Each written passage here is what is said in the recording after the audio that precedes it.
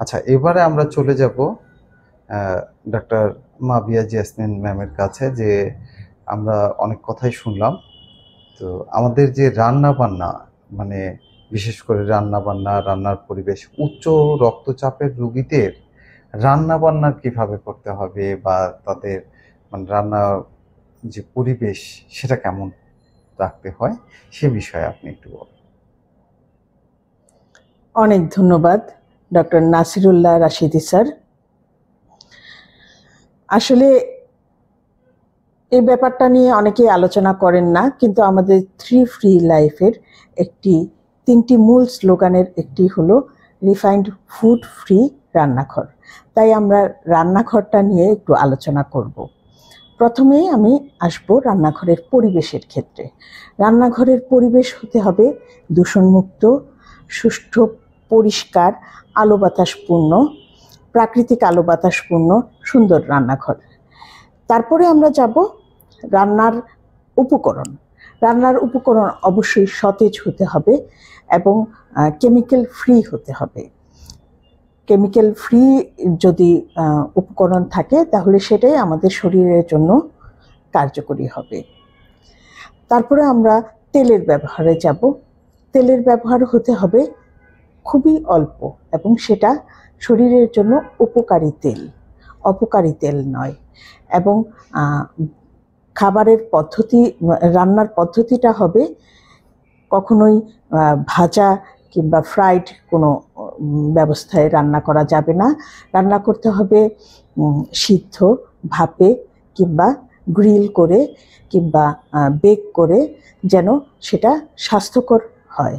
রান্নার ক্ষেত্রে আমরা আরেকটা জিনিস খেয়াল রাখবো, সেটা হচ্ছে পানির ব্যবহার। পানির ব্যবহার পরিমিত করতে হবে।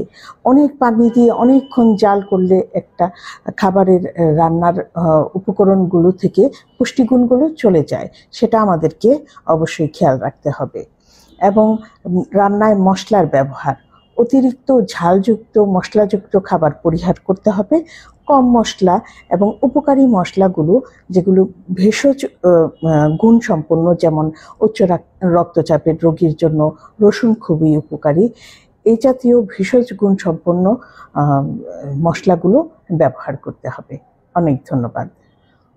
ধন্যবাদ মাবিয়া জেসমিন ম্যামকে।